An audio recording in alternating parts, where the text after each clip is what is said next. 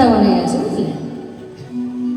এখন বৃন্দাবনে গিয়ে রাধাকুণ্ড শ্যাম যখন বাসে করে যাচ্ছে, ওই বৃদ্ধ মা মনে মনে চিন্তা করছে, আমার ছাগলের ঘরে তালাটা দিয়েছিলাম তো,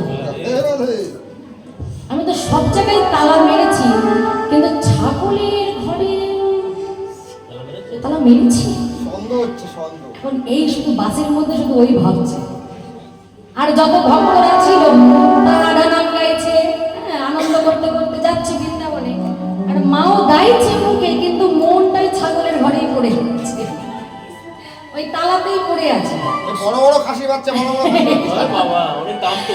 এইবার যখন বৃন্দাবনে গেছে মা, বৃন্দাবনে রাধাকুণ্ড, শ্যামকুণ্ড, গিরি গোবর্ধন, নিধুবন সব দর্শন হচ্ছে, আর মা যাই দর্শন করছে সেখানে শুধু দেখতে ছাগল ঘুরে ঘুরে বেড়াচ্ছে, যেদিকে তাকাচ্ছে শুধু ছাগল দেখছে, বড় বড় তালা দেখছে। কারণ মনের মধ্যে তো শুধু ওই ছাগল আর তালাই ঘুরছে। বৃন্দাবনে গেছে ঠিকই, কিন্তু বৃন্দাবনে আর মন নেই, মন ওই ছাগলের ঘরেই পড়ে আছে। মনে আমরা যা ভাবি দেখবে সেটাই কিন্তু আমাদের বহির প্রকাশ হয়, তাই না? মনে যদি ভালো চিন্তা করি, ভালো বহির প্রকাশ, মনে যদি খারাপ চিন্তা, কুচিন্তা করি, তার খারাপ প্রকাশ। এই যে তোমরা হাসছো, তোমাদের মনে আনন্দ আছে তাই হাসছো। তোমাদের যদি এখন দুঃখ হলো, তোমরা কি হাসবে? আমি যতই রসের কথা বলি না কেন, তোমাদের হাসি আর বেরোতো না। কারণ গোবিন্দের ভেতরে তো রাধা রাধা হচ্ছে, মানে গোবিন্দ যেদিকেই তাকাচ্ছে সেদিকেই শুধু রাধা রানীকে দেখছে। রাধাকুণ্ডের তীরে এসে সুবলকে নিয়ে বসেছে। রাধা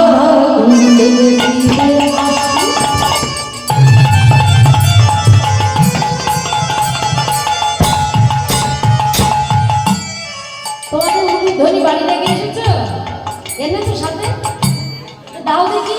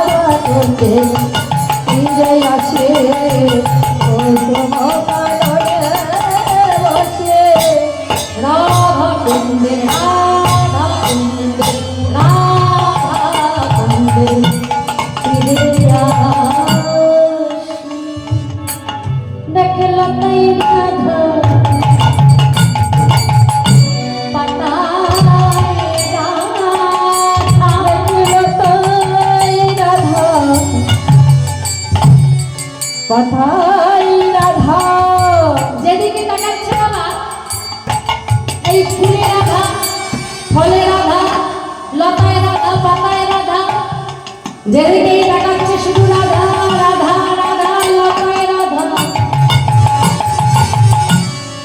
পাতা